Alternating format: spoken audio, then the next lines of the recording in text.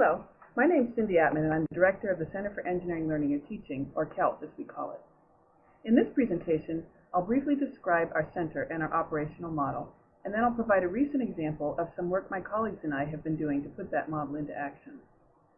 CELT was established in 1998 in the College of Engineering at the University of Washington. We're the first center in the nation in a College of Engineering to combine both a research and instructional development mission. Our mission is to conduct internationally recognized research in engineering learning, to promote teaching effectiveness in engineering classrooms at the University of Washington, and to be a model for effecting change in colleges of engineering. The first two, research and instructional development, are the foundations of our model, and we believe that the better we are at meeting those missions, the better potential this model will have for effecting change more broadly. Over the past decade, we've been conducting in-depth research on engineering design processes. We also study how engineering students integrate knowledge gained through classes and other learning experiences, and how this relates to the development of a professional identity. Additionally, we examine the instructional challenges of engineering educators and the effectiveness of instructional and curricular innovation. Our instructional development services include one-on-one consultations, as well as needs-specific workshops and seminars in which we help engineering faculty base their teaching practices on well-grounded understanding of research on teaching and learning. We also provide expertise on systems-level improvement initiatives. This slide shows how we see those research and instructional development activities integrated within our operational model. We draw findings from research that we conduct at CELT, engineering education research in general, as well as findings from learning sciences research more broadly, and we develop ways to communicate that research to our faculty and to ground our instructional improvement efforts in the most recent and relevant research. I'll now give an example of this model in operation. Recently, we worked with two engineering colleagues on seminar projects in which we brought findings from some of our design learning research directly to students in their courses. The study we referenced in these projects was published last year in the Journal of Engineering Education and won the William Elgin Wickenden Award for Best Paper published in the Journal of Engineering Education in 2007.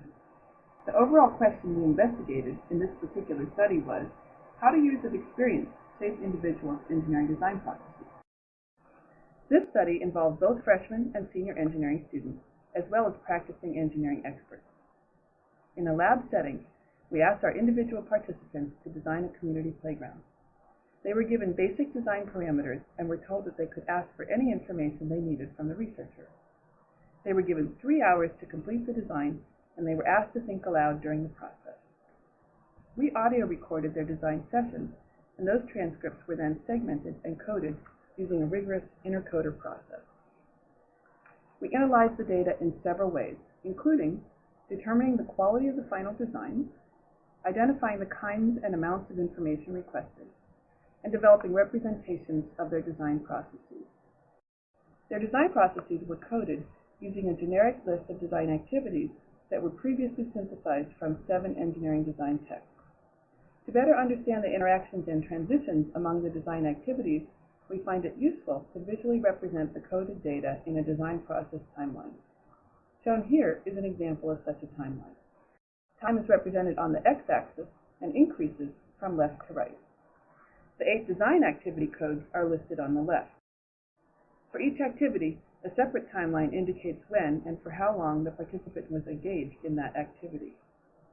Here we see that the participant initially engaged in problem definition, gathered a little information, came up with an idea or two, did a great deal of modeling, and briefly resumed defining the problem near the end of the design process.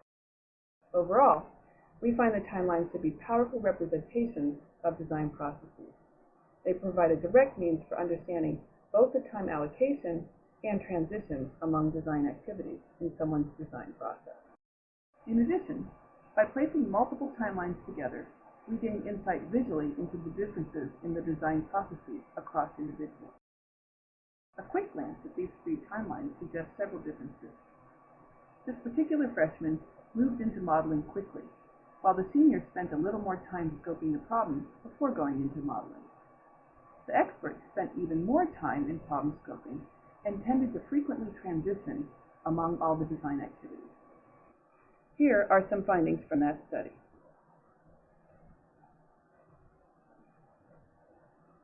Overall, the primary differences between the experts and the students were in the areas of problem scoping and information gathering. This suggests important competencies that engineering students need to develop.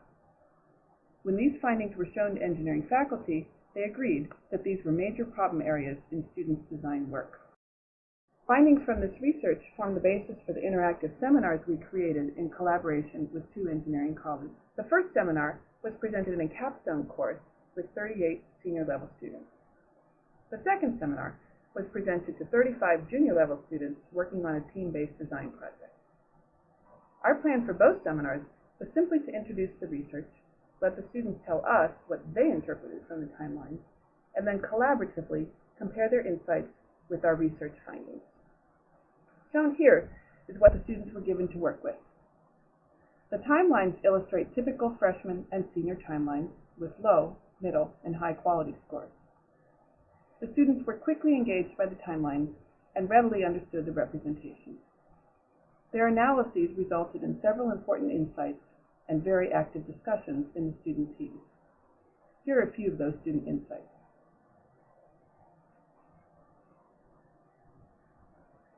These are typical of the types of things students took away from these very simple exercises, and rather than us telling them what we think is important to know, they built that understanding themselves.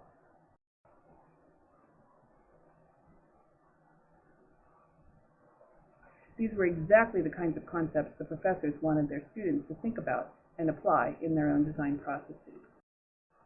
We found this one particularly intriguing. The notion that an effective design process may be characterized as having a particular shape is something our researchers previously recognized and called a cascade pattern. That pattern, or what the student is calling an ideal project envelope, is most often seen in the expert timelines, contains a full range of design activities, suggesting a way of moving through those activities over time. After we had discussed their insights, we showed the students some of our research findings and discussed with them some comparisons we saw between student and expert data. We ended each seminar with a request for feedback. Here are a few of the things they said were important takeaways.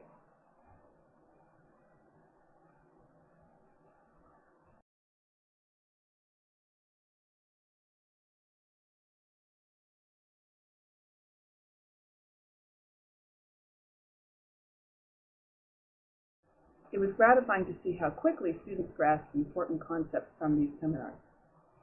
These interactive seminars not only benefited students, but by working collaboratively with engineering faculty in the planning and implementation of these seminars, we were able to concretely demonstrate important pedagogical principles, such as the need to provide students with opportunities to construct knowledge actively rather than trying to absorb it passively.